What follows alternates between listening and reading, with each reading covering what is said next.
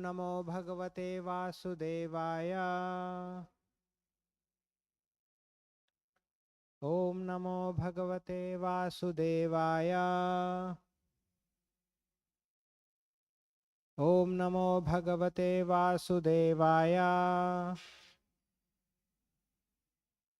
Narayanam Namaskrityam Naram Chaiva Narottamam Devim Saraswatim Vyasam Tato Jayamudirayet Nastaprayesha Bhadreshu Nityam Bhagavata Sevaya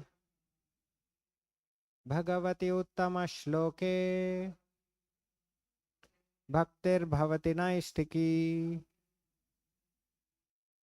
Reading from Śrīmad-Bhāgavatam, first canto, 8th chapter, text number 46. Vyāsa adhyai Ishvaraha Iha Gnai Vyāsadyair Ishvaragnair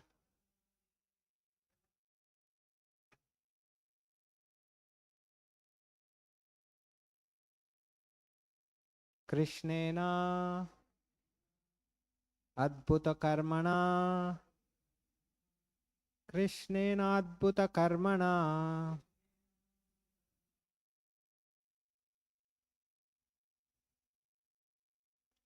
Prabodhita Api Itihasai Prabodhita Apitihasair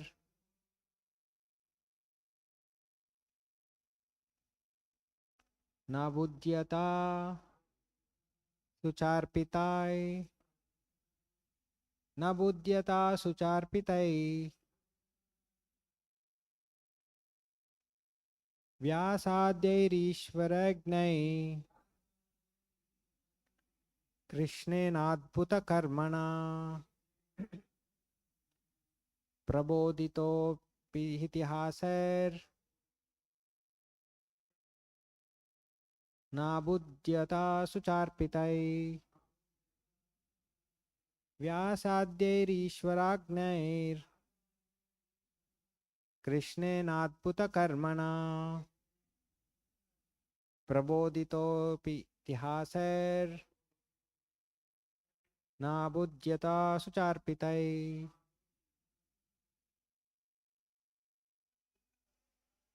Vyasadyairishvaragnai Krishnenadbhuta karmana Prabodhito pitihasair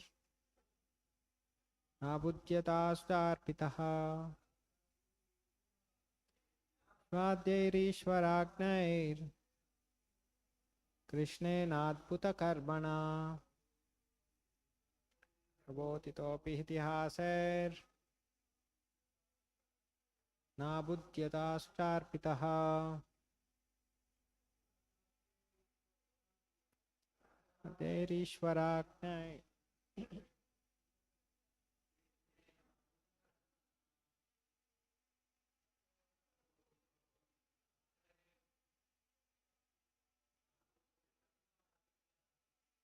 Synonyms: Vyasadhyai, by great sages headed by Vyāsa. Ishvara, the Almighty God.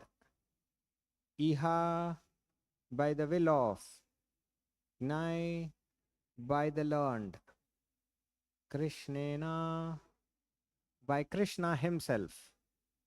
Adbhuta karmana, by one who performs all superhuman work. Prabodhita, being solaced. Api, although. Itihasai, by evidences from the histories. Na, not. Abudyata, satisfied. Sucharpitai, distressed. Translation and purport by His Divine Grace A.C. Bhaktivedanta Swami Srila Prabhupada Ki Jai. Translation.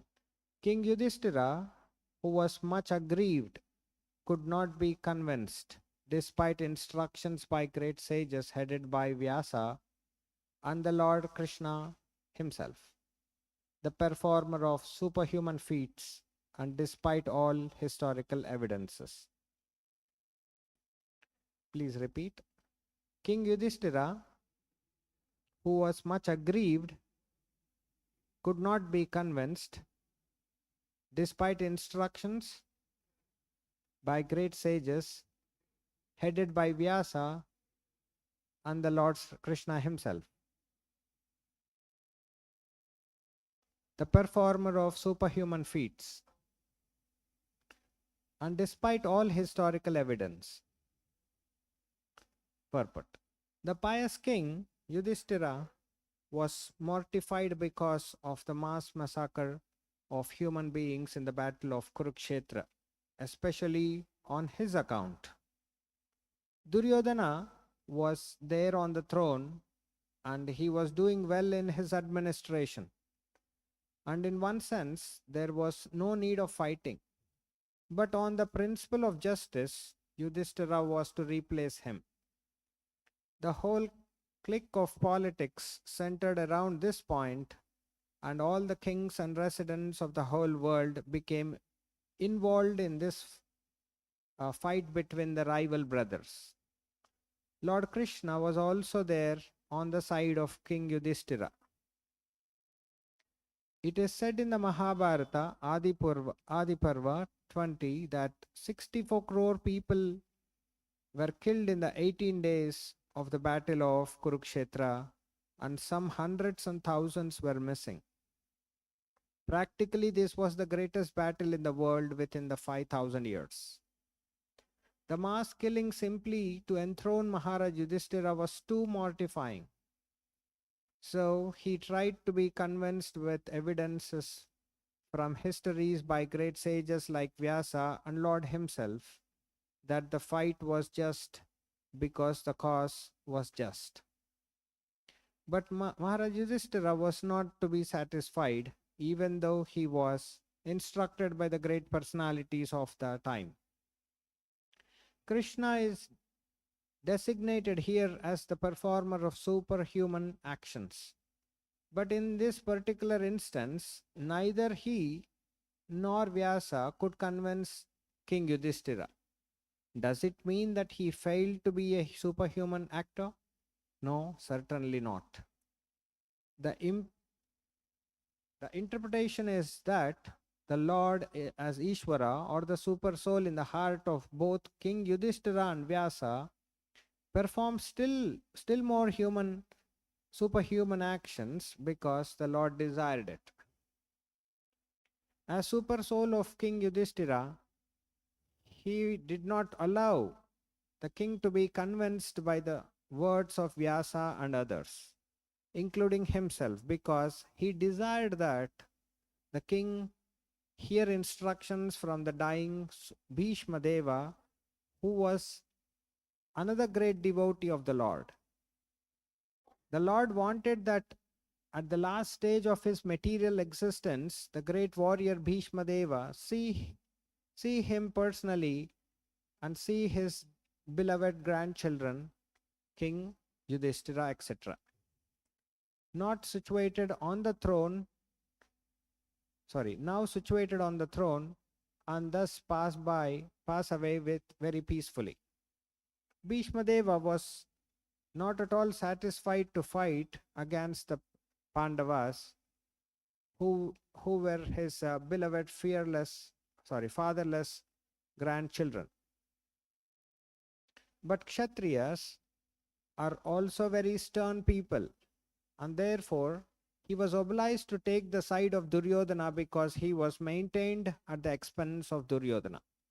Besides this, the Lord also desired that King Yudhiṣṭhira be pacified by the words of Bhishma Deva, so that the world could see that Bhishma Deva excelled all in knowledge, including the Lord Himself. Thus ends the Bhaktivedanta Purport. Om Ajnanatimirandhasya Gnananjanashalakaya Chakshurunmilitam Ena Tasmai Shri Gurave Namaha. Nama Om Vishnupadaya Krishna Presthaya Bhutale Shrimate Bhaktivedanta Swamin Nitinamine Namaste Saraswate Deve Gauravani Pracharine Nirvishesha Shunyavadi Paschatya Deshatarine Jaya Shri Krishna Chaitanya Prabhu Nityananda Shri Advaita Gadadara Shri Vasadi Gaura Bhakta Vrinda Hare Krishna Krishna Krishna Hare Hare Hare Rama Rama Rama Hare Hare. So we are reading from the chapter named Prayers by Queen Kunti. So the context is after Yudhiṣṭhira being enthroned as the emperor of the whole world, heading at Hastinapura, he was leaving for his kingdom at Dwaraka. That's when Kunti Maharani prays to the Lord with choice words. After accepting those great prayers, Krishna came in front of Yudhiṣṭhira. On Yudhiṣṭhira's request, immediately Lord became obliged to stay for some more months. And the reason for him staying is evolved in these couple of verses from now. Yudhiṣṭhira, being a great king, although already won the battle and then being coronated, but he was feeling mortified, embarrassed, for the reason that he was, Prabhupada mentions like this. The pious king Yudhiṣṭhira was mortified because of the mass massacre of human beings in the battle of Kurukshetra, especially on his account. So he was feeling guilty. For whatever reasons,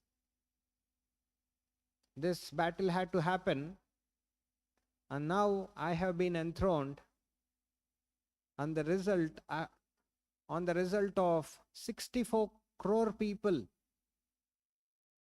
losing their lives. He is very sorry for it. So that's where, here it is mentioned.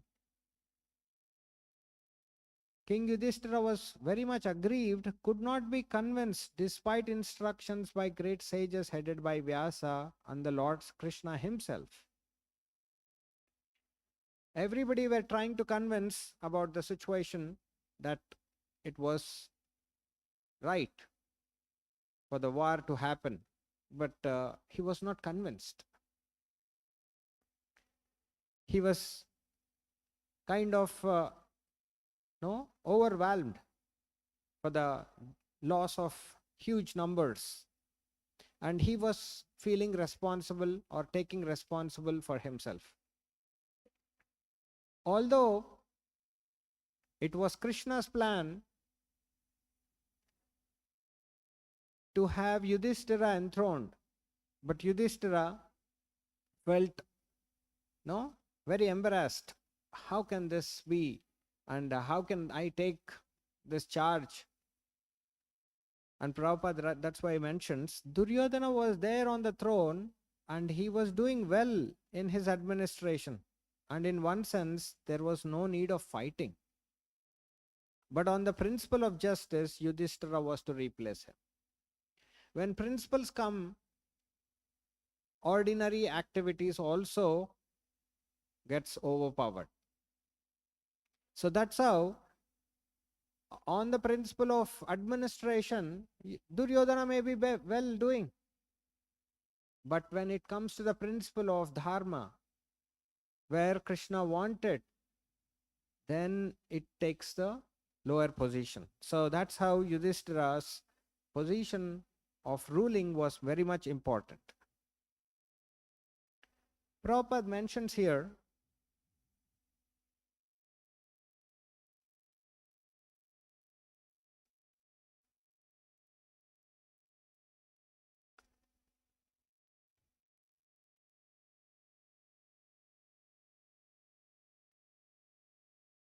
okay.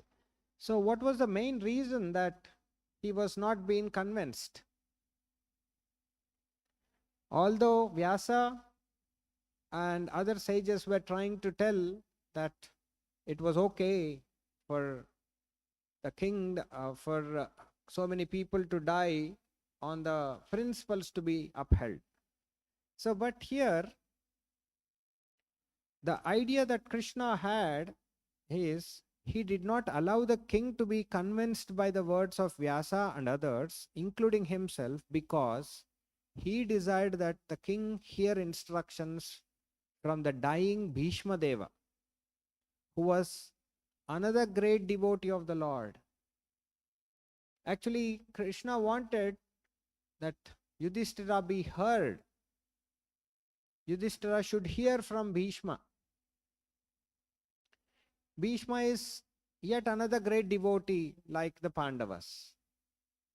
So that was the reason that apparently they failed to convince even Vyāsa or Krishna himself.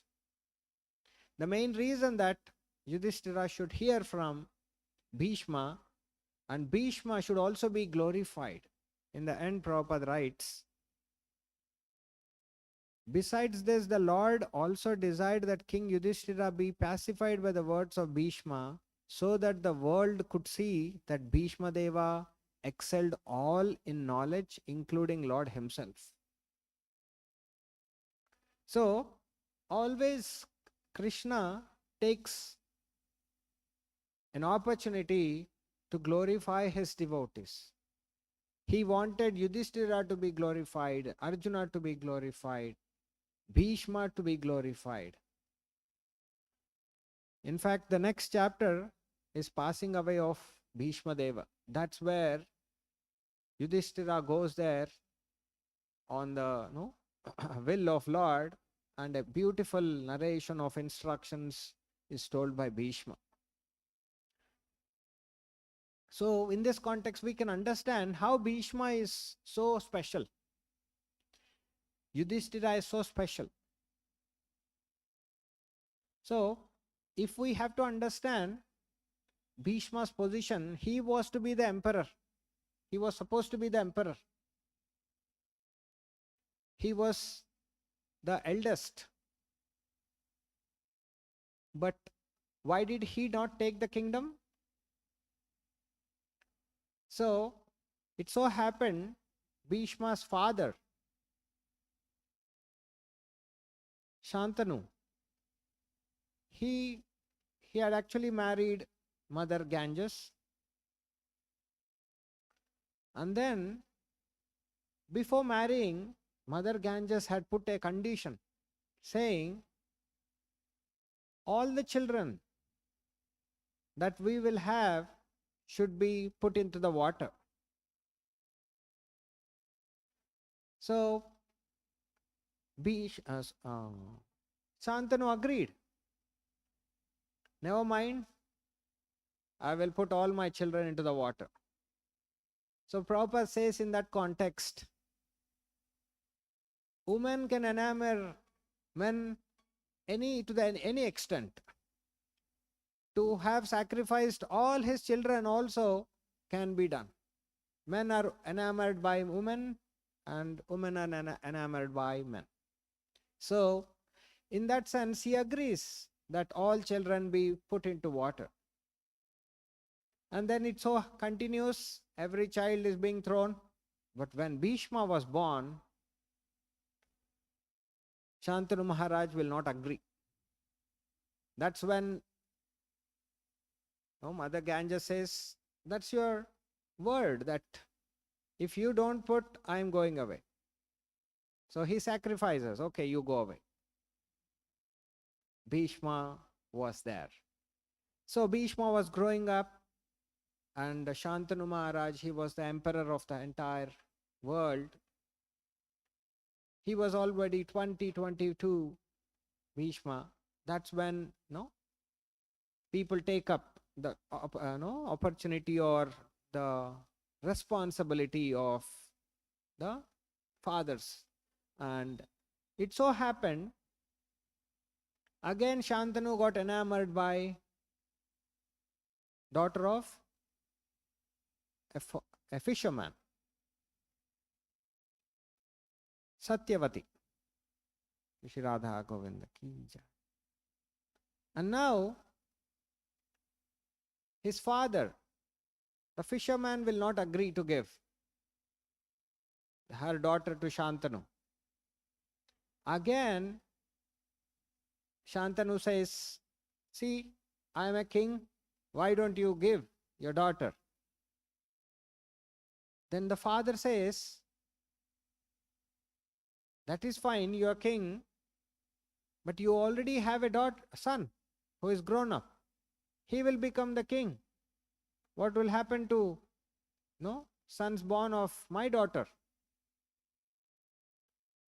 So all this is heard by Bhishma. Bhishma comes in between and says, okay, never mind. I will not become the king. No, your daughter's king. Stepmother's sons, they will only become kings. Don't worry. You can give your daughter to my father, Shantanu.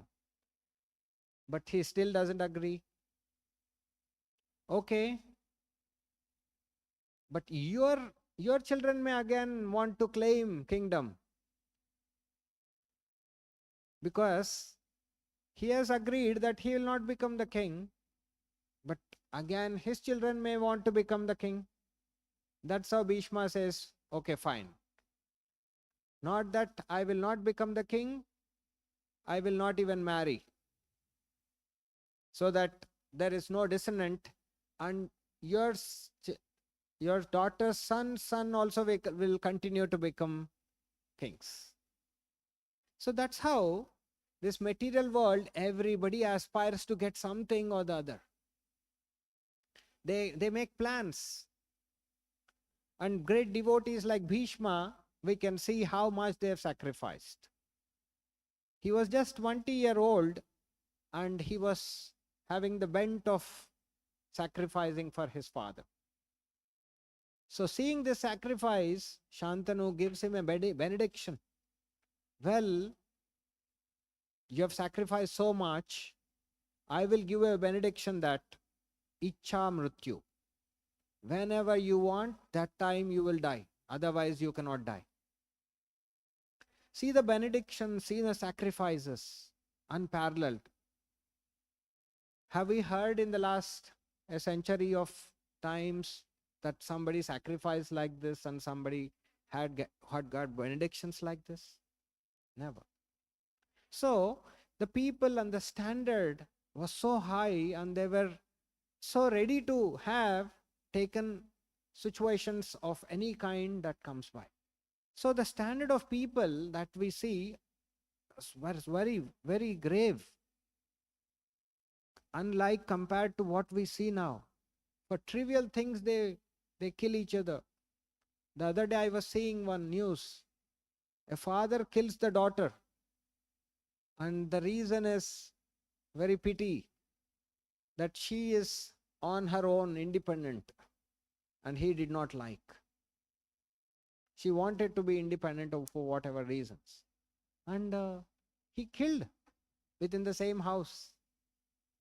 So what is the value that people are setting forward? So, and here we see Bhishma Deva, such exalted person with so much quality that he is presenting. So we see that, and then of course Pandus, they're all stepsons of, like that. And it so happens Bhishma Deva was also taking the responsibility when Pandu died, to upbring the Pandavas. They were all young. So he took all the responsibilities, even at that age. And for whatever reason, he took the side of Duryodhana as an obligation, and then but he was very favorite for his Pandavas. He had the, that's how even Duryodhana could perceive, okay, you're not fighting enough, that, they are very favorite to you. So that's how he even he wanted Krishna to break his promise. So that's how we saw how Krishna could break his promise to keep his word to save Arjuna. And so the idea that we see here, whenever there is a reason, unknown reason, there is a bigger plan of Lord. Here Prabhupada writes, but Maharaj Yudhiṣṭhira would not be satisfied even though he was instructed by great personalities of the time. Krishna is designated here as the performer of superhuman actions, but in the particular instance, neither he nor Vyāsa could convince King Yudhiṣṭhira. Does it mean that he failed to be a superhuman actor? No, certainly not. So why was Krishna not able to pacify Yudhiṣṭhira? Although Krishna is known to be the superhuman, superhuman feats he can do, but he couldn't. So the internal reason is, the interpretation is that Lord as Ishvara, or the super soul, in the heart of both Yudhiṣṭhira and Vyāsa performed still more superhuman actions because the Lord desired it. So it was the Lord desire that Yudhiṣṭhira go to Bhishma. That's how apparently it appears that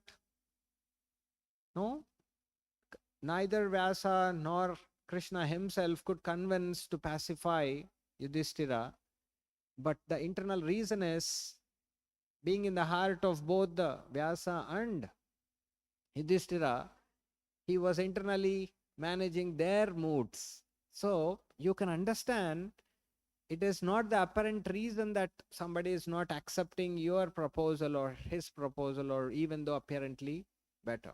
So we should understand, maybe Lord has a better reason or better position or better person for him to tell. Sometimes we may see in our day-to-day course that some people may not accept something very simple, but maybe the reason is he has to get the instruction from some particular person. We cannot take it for granted, oh, he has not taken the simple instruction taken, which is supposed to be taken, and he has not taken, and he is such a person. No. So we never know what Krishna's plan is for each one of us. So when we do our course, we should know everybody has their own prescribed duties, and there are plans of the Lord which are superseding all these plans or ideas that each one of us have.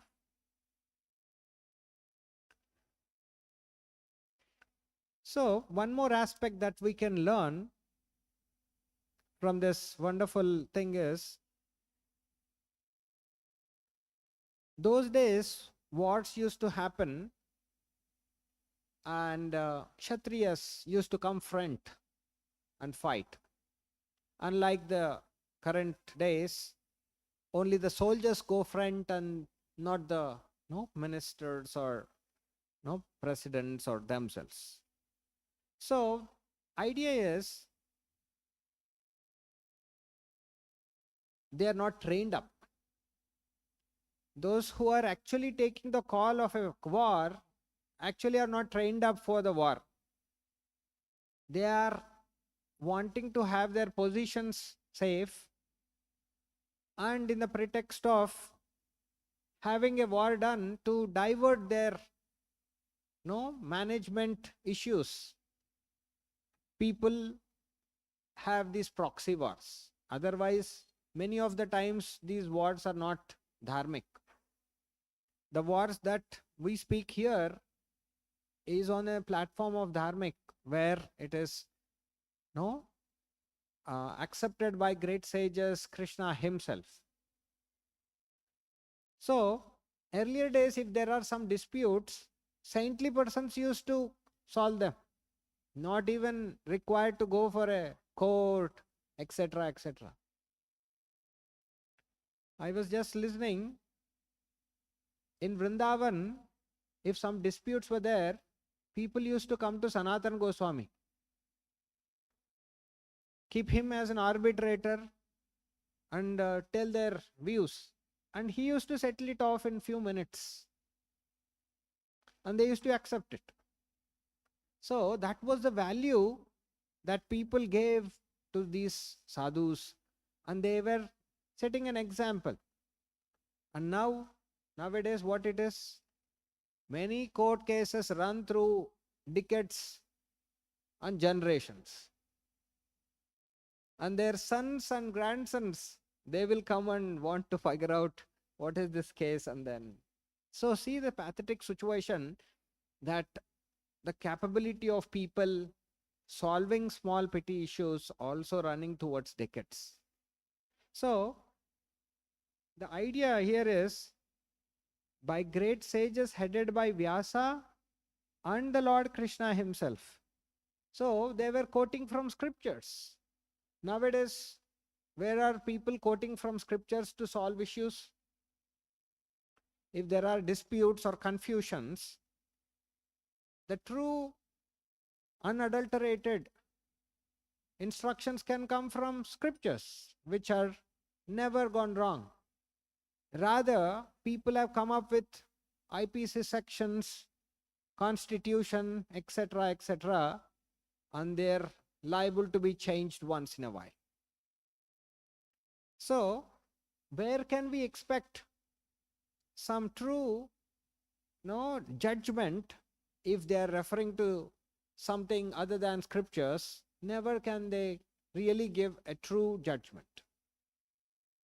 So, the significance of saying here is that despite all historical evidence, so they were referring to the scriptures for any judgment to be given. They never have any whimsical ideas that they may want to propose to follow or have their word coming up front. No. They were referring all the time either to the scriptures, evidences. Of course, all these were recorded, and that was the easiest way to find out what's the best judgment. So, dhira, adhira. So, in that shloka where the activities of Goswamis are mentioned, dhira, adhira, everybody were able to come and meet them. It's not that kings were secluded, brahmanas were secluded. No, they were open for the public, and they were, even a dhira can come, adhira can come, everybody can come and get solved of their problem. So the system of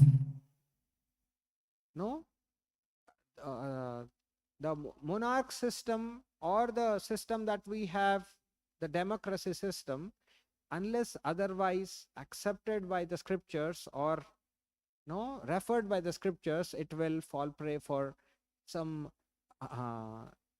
not so right decisions that, or not so right judgments that we can expect. So the important aspect that we can take home is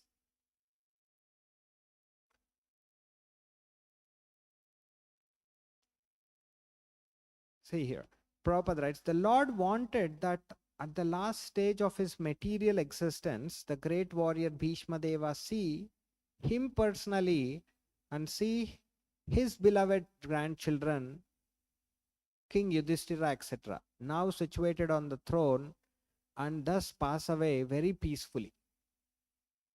So the important point is how they rule, how they conduct. The important point is the last stage of his material existence. So everybody should be aware when that last stage of existence may come. We have no idea. But Lord Krishna's desire is that his devotees be glorified even at the last stage, Even at his deathbed, on the arrows of death, his intelligence is profound, not wavered. So he wants to glorify Bhishma. That's the mood of Krishna, and that's the mood that he is been taken, he has not been accepted. That's the apparent affront, but the mood of Krishna is to serve his devotees, and devotees' mood is to serve Lord. So that's the mood of Yudhiṣṭhira. That's the mood of King Krishna here. Vyāsa and the disciples and his disciples and the Krishna here, and we will see further how Yudhiṣṭhira is slowly guided by the dharmic instructions and how he is guided to Bhishma also. So I'll stop here if you have any questions. Srila Prabhupada ki